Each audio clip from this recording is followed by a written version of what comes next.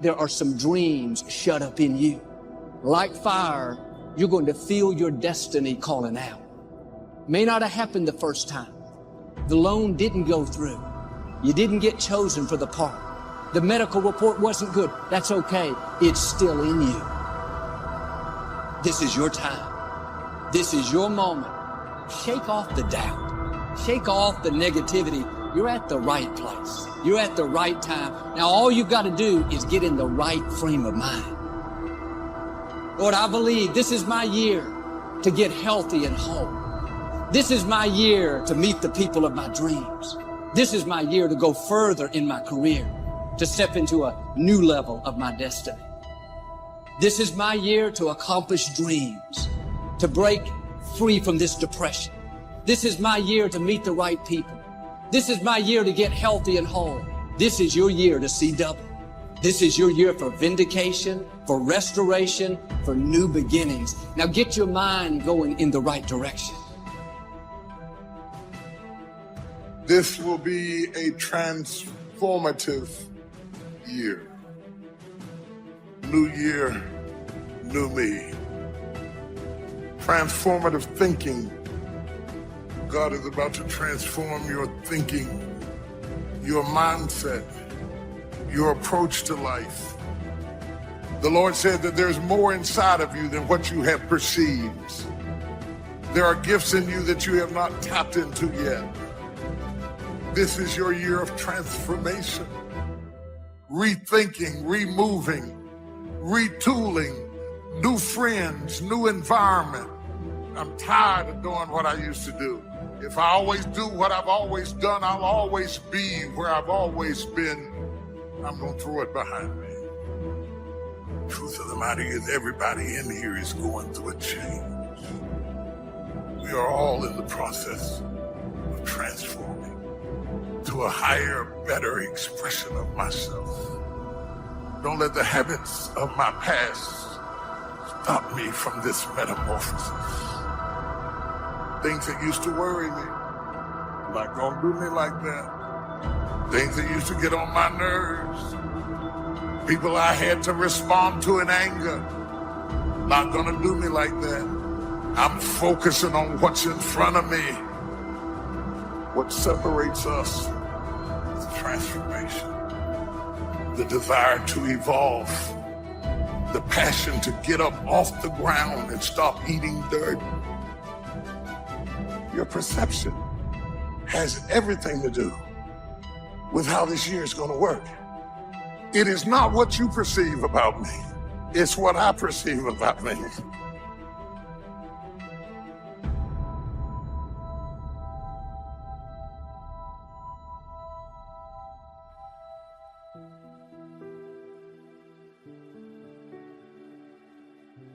It is because of the uniqueness of the challenges that confront you are so unique to you that you feel like I'm up against it all by myself.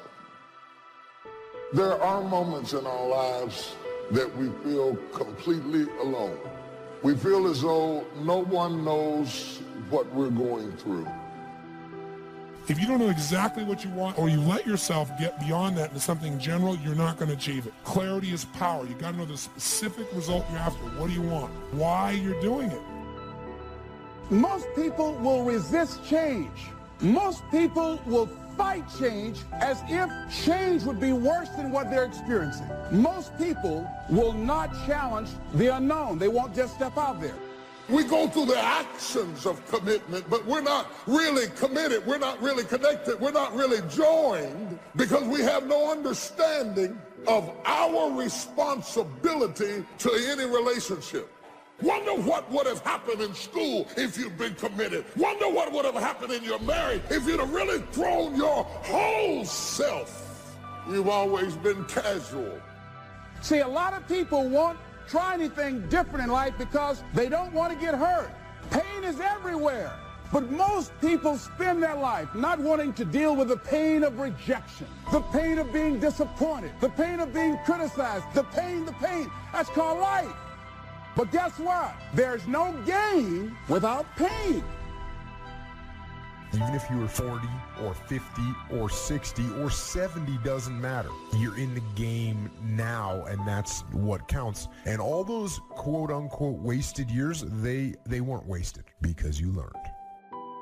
If you know what it is to be at the end of your rope and feel like your life is over and you've got questions that cannot be answered, you need to learn this verse. They that sow in tears shall reap in joy. I've seen days that were so dark for me that I thought there could not possibly be a silver lining in the clouds. I've seen days and weeks and months that drug me so low that I gave up all hope of getting up again. But in the midst of all of that despair, there was in the basement of my soul, they that sow in tears shall reap in joy.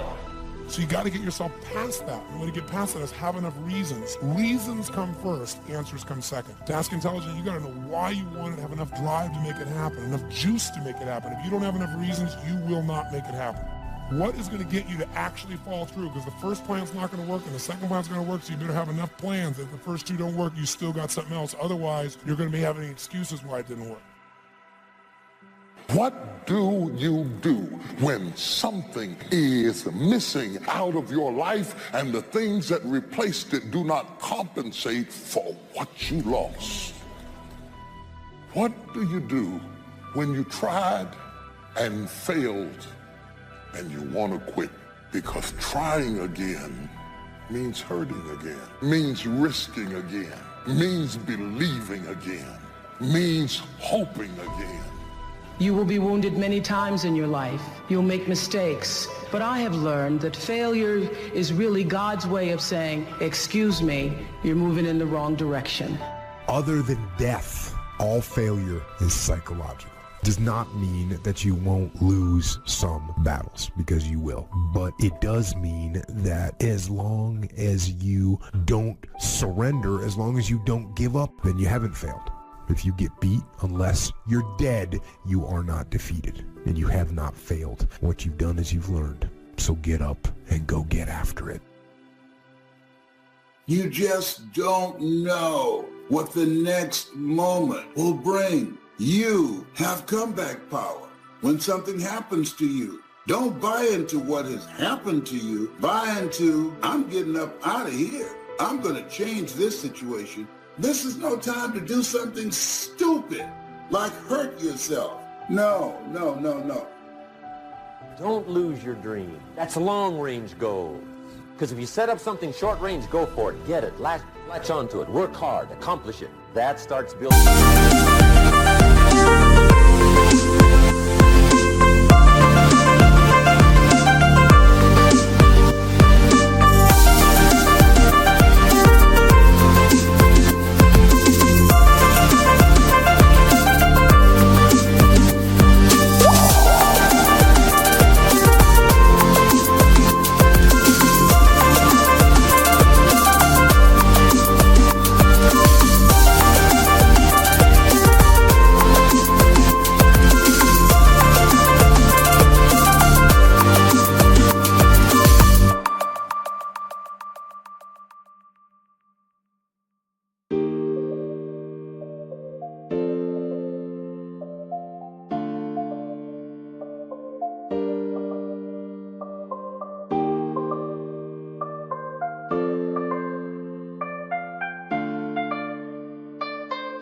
Your strong feelings to go for your dreams. People who don't stop to clear their heads, they react. They don't respond. You're going to get through this. And you don't want to be radical. You don't want to be erratic. You got to assure yourself. You have to encourage yourself. We all live in this bubble. What you got to do to get the life that God wants you to have, you got to put more air in your bubble. Expand yourself. Take yourself out your comfort zone. If you stay in your comfort zone, that's where you will fail. Success is not a comfortable procedure. It is a very uncomfortable thing to attempt. So you got to get comfortable being uncomfortable if you ever want to be successful. As long as God wakes you up, that means he ain't through with you yet. You got a shot to correct it and get it right. And he kept waking me up. So I figured, okay, God wakes you up. That also means that he has something for you that you've yet to receive. You have to have a lot of passion for what you're doing because it's so hard that if you don't, any rational person would give up. It's really hard, and you have to do it over a sustained period of time. So if you don't love it, you're going to give up. And that's what happens to most people, actually. The ones that are successful loved what they did so they could persevere, when it got really tough. And the ones that didn't love it quit. So it's a lot of hard work, and it's a lot of worrying constantly. So you got to love it, you got to have passion. If you think ordinary's cool, ain't no problem. It's some really wonderful ordinary people. But here's the fact. All of you have extraordinary capabilities. All of you. You have to decide if you are willing to do the things to put you in that category. Rich people don't sleep 8 hours a day. He who loves to sleep and the folding of hands, poverty will set upon you like a thief in the night. Better have a valued goal, because otherwise you can't get any positive motivation. And so the more valuable the goal, the more the micro processes associated with that goal start to take on a positive charge. Well, you get up in the morning and you're excited about the day. You're ready to go. What you do is you specify your long-term ideal. You want to specify goals that make you say, if that could happen as a consequence of my efforts, it would clearly be worthwhile. The question always is, why do something? It's easy to get faked out by being busy. Guy comes home at night all exhausted, falls in the chair and says, oh, I've been going. Here's the big question. Doing what? It's not the going. Some people are going, and they're doing figure eights. So don't mistake movement for achievement. The next question might be, well, where should you look for worthwhile things? You need a family, you need friends. Like, you don't need to have all these things, but you better have most of them. Family, friends, career, educational goals, etc. That's what life is about. And if you don't have any of those things, then all you've got left is misery and suffering. So that's a bad deal for you. If you can't be good company to yourself, you can't be good company with anybody else. I heard a song called I'm Lonely Whenever You Are Around. Have you ever had that kind of experience? Yes, you have. You could be lonely in the middle of a crowd, alone in your thoughts, people surrounding you, and you're lonely because you have a different kind of mindset. The energy is different, and your mind is in another place. There are people that are lonely who are living together. Unfortunately, there are people who are not handling it well. Don't just focus on how dramatic the change is. Focus on the area that's beneficial to you. Focus on what is it that you have going for you to negotiate the change. And so in this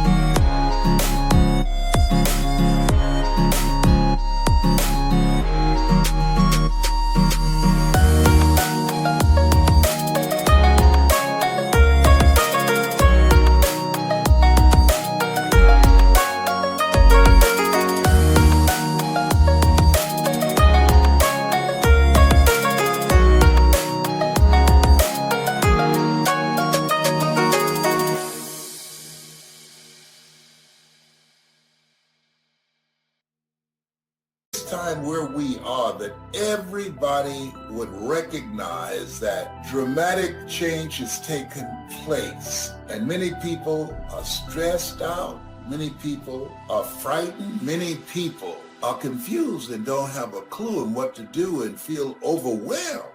And so say to yourself, I am free to create a new life for myself. I'm aware of the fact that I have the ability to make my life recession-proof. Right now, I am my boss. Who it is that you're trying to be, you aim at that, and then you use everything you learn as a means of building that person that you want to be. And that's fine, except you'll fail all the time then. You just won't know it until you've failed so badly that you're done. And that can easily happen by the time you're 40. I would recommend that you don't let that happen. Okay, so once you get your goal structure set up, you think, okay, if I could have this life, looks like that might be worth living. Anxiety provoking and threatening, and there's going to be some suffering and loss involved and all of that. The goal is to have a vision for your life. Then you turn down to the micro routines. It's like, okay, well, this is what I'm aiming for. How does that instantiate itself day to day, week to week, month to month?